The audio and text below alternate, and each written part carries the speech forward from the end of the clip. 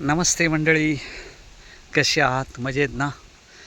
आज आपण पर्यटनाच्या निमित्ताने अलिबाग परिसरात आहोत आणि अलिबाग, चौल, नागाव, रेवदंडा या भागात आल्यानंतर आपल्याला राहण्यासाठी एखाद्या होमस्टे किंवा हॉटेलची आवश्यकता असते. अशा वेळेस आपल्यासाठी मी एक छानसा पर्याय घेऊन आलेलो आहे. आपण रेवदंड्याला आल्यानंतर आपल्यासाठी जर एक छानपैकी राहण्याची व्यवस्था हवी असेल तर आपल्यासाठी गोकुळ कॉटेज हा एक उत्तम पर्याय ठरू शकतो. चौलमधील अतिशय निसर्गरम्य वातावरणामध्ये आणि खूप मोठ्या विस्तृत परिसरामध्ये असलेलं गोकुळ कॉटेज आपण बघणार आहोत.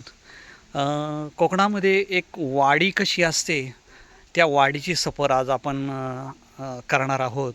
आल्यानंतरच आपल्यासमोर अशी केळीची भरगच्च झाडी आपलं स्वागताला तयार असते आणि एका अशा निसर्गरम्य गेटमधून आपलं वाडीमध्ये स्वागत होतं आणि नारळी पोपळीच्या बागामध्ये आपल्यासाठी ही टुमदार अशी राहण्याची व्यवस्था, सुपारीच्या बागेचं अतिशय सुसज्ज असं नियोजन, आकाशाशी स्पर्धा करणाऱ्या या नारळी पोपळीच्या बागा आणि त्या बागेमध्ये वसलेलंच हे गोकुळ कॉटेज.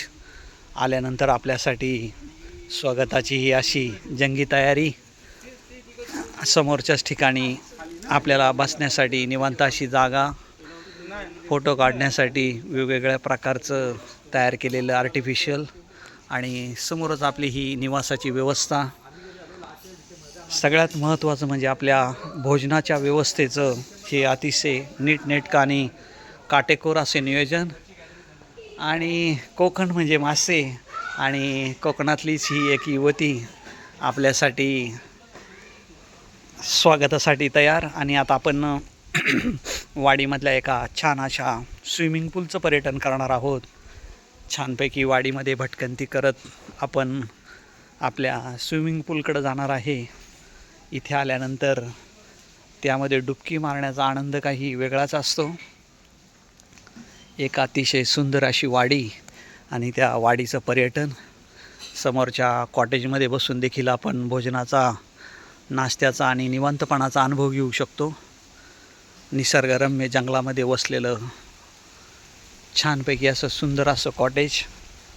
इथे आल्यानंतर एका दिवसात निघण्याचं तर मन नक्कीच होणार नाही.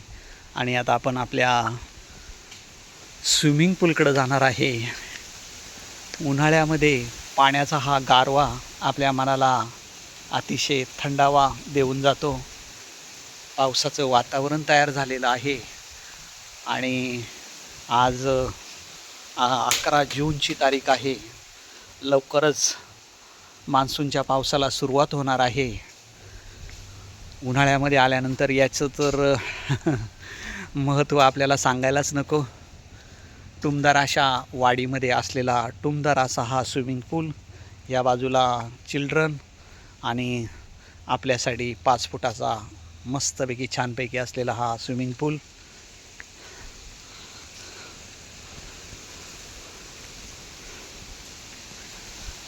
स्वच्छ आणि भला मोठा. बाजूलाच सुंदरपैकी केळीचं बन.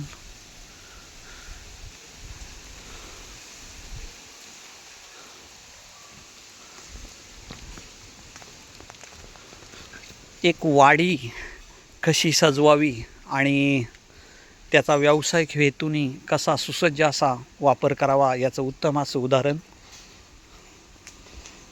आता मी तुम्हाला आपल्या निवासाची आणखी व्यवस्था दाखवणार आहे.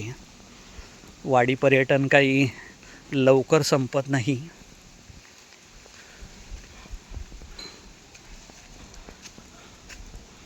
कोकणात आल्यानंतर अशा ठिकाणी राहण्याचा अनुभव हा खूपच छान असतो.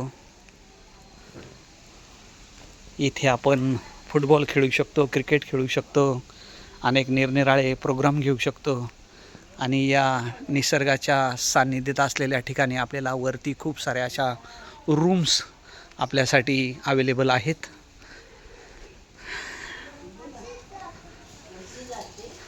वाडीच्या दुसऱ्या भागामध्ये आता आपण प्रवेश करत आहोत. रात्रीच्या वेळेस लाईटिंगनी हा सगळा परिसर अतिशय उजळून जातो. परत एक दुसरी आणखी नारळा पोफळीची बाग आणि त्या बागेमध्ये असलेला हा टुमदार असा बंगलो. हा बंगलो देखील आपल्याला राहण्यासाठी मिळू शकतो.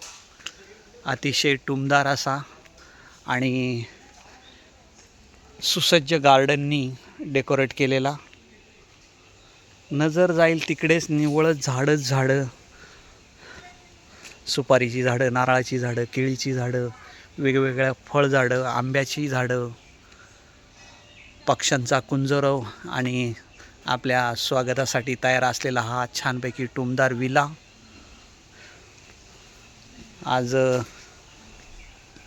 पर्यटक नसल्यामुळे आज बंद आहे. आज आपणच या रूमचे मालक आहोत, पर्यटक आहोत. वारली पेंटिंगचं छान असं प्रदर्शन.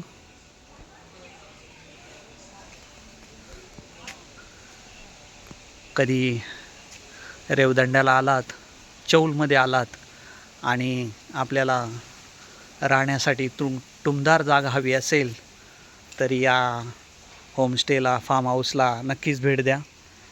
आपल्याला कोकणामध्ये राहण्याचा नक्कीच फील येईल. छानपैकी जेवणाचा, व्हेज नॉन व्हेज जेवणाचा बेत इथे असतो आणि तुम्हाला पक्ष्यांचे निरनिराळे आवाज ऐकू येतील, पण गाडीचा कुठल्याही प्रकारचा हॉर्न इथे आपल्याला ऐकू येणार नाही. इतक्या निवांत क्षणी हे रिसॉर्ट वसलेलं आहे.